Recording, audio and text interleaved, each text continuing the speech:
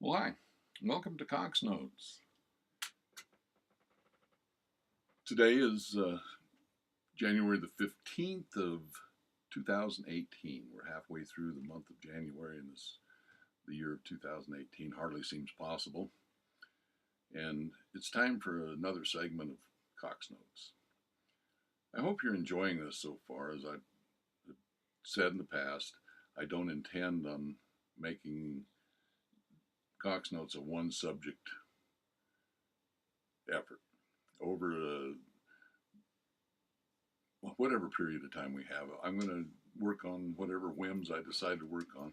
I've decided the first several segments are going to be uh, dedicated to some firearms that I find some of them rather unique firearms, and especially the firearms that are appropriate for training young people to shoot and go out and have fun and get involved in the shooting sports and learn safety and ethics and those kind of things. And it's important that they have mentors to do that. And I hope that the Cox Notes, this first few segments that I'm doing that involve firearms, prompts you to do that, to go out and have a little fun and do a little planking, train a young person in the safe handling of a gun, train them in ethics and train them in responsibility, and we'll have a lot less problems with guns. Now, today is Martin Luther King Day, and while that doesn't have a direct significance to what I'm going to talk about, it certainly has a bearing on parts of it. What I'm going to talk about today is the Agawam 22 rifle. This is a simple little single shot 22 rifle, and I'll get into the whole story on this in just a minute, why it doesn't look like a single shot. But first off, I want to touch on Agawam Arms, the company that manufactured this gun. This is the only gun that Agawam ever manufactured. There are some lookalikes that were manufactured after that, but Agawam only made this one gun, the Model 68 22 rifle. Agawam had bad timing. They were located in Agawam, Massachusetts, which is just across the Connecticut River from Springfield, Massachusetts, which obviously has a long history in the manufacture of small arms. But Agawam started their business in 1968, and they started it with this little 22 rifle. Like I say, bad timing. Beginning in 1963, actually 64, just a few months after John F. Kennedy was assassinated, there was a big push to outlaw the sale of firearms in what was then called mail order, where you'd order a gun and it'd be delivered to you either from a distributor or in some cases directly from the manufacturer. And of course, the gun that killed, the gun that was used to kill, I almost fell into that gun control vernacular. The gun that was used to kill John Kennedy was one of those kind of guns. It was a mail order military surplus gun. So on again, off again from 1964 for the next few years, there was a big push to outlaw the sales of, or mail order sales of firearms. Agawam Arms jumped into the business, like I say, in 1968, and they hadn't been in business very long when bad things started to happen. Martin Luther King was assassinated in April of 1968. And then in June of 1968, Robert Kennedy was assassinated. And that started this whole thing going again and a big push. And emotions were running very high, and it didn't take very long excuse me, until what became known as the 1968 Gun Control Act passed Senate, came out, was voted on successfully, and the 9 days after it came out, I think it was signed into law by LBJ, Lyndon Johnson. So that effectively put a halt to ordering guns by mail. And that effectively put a halt to Agawam arms. They only lasted until 1971. They tried to conform, but it just didn't work out very well for them. They never did come up with another gun. This one sold for $19.95 originally. And there were, somewhere around 15,000, just short of 16,000 of these guns made. And that was it. That's all.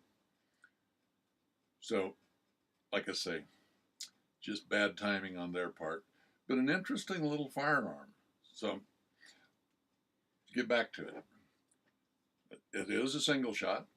This tubular, what looks like a tubular magazine under here, is just for show. It doesn't have a tube magazine on it. Likewise, the lever is basically just for show. The lever operates what amounts to a falling block action.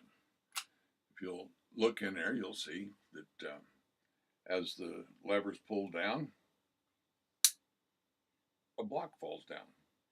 There's a little loading ramp on the block, and by placing the cartridge on the loading ramp, I'll use, for demonstration purposes here, I'll use a dummy round. But you place it in here, and then just shove it down this little loading ramp and into the chamber. And you can see how that's going into the chamber there.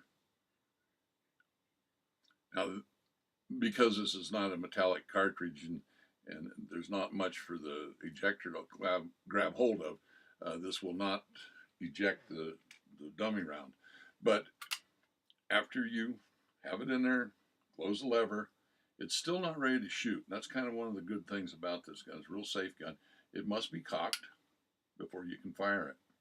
And it does have a transfer bar in here, so dropping it and accidentally hitting it or something like that probably will not cause it to go off.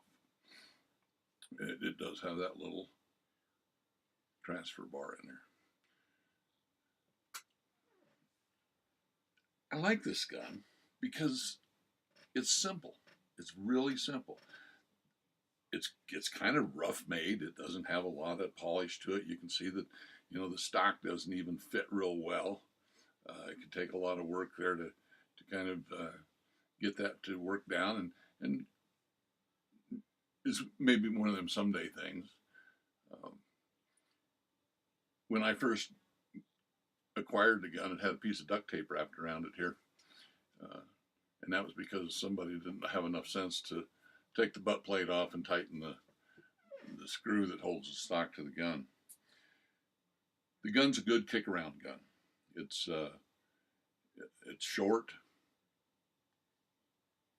Put it in the pickup with you, take it out. This rifle has been out on a lot of rabbit hunts and a lot of plinking. We've all three of my boys shot the gun extensively. There's been thousands of rounds of ammunition put through it. I just went out shooting it here a few days ago, and when I was cleaning it and looking at the bore, it's tough.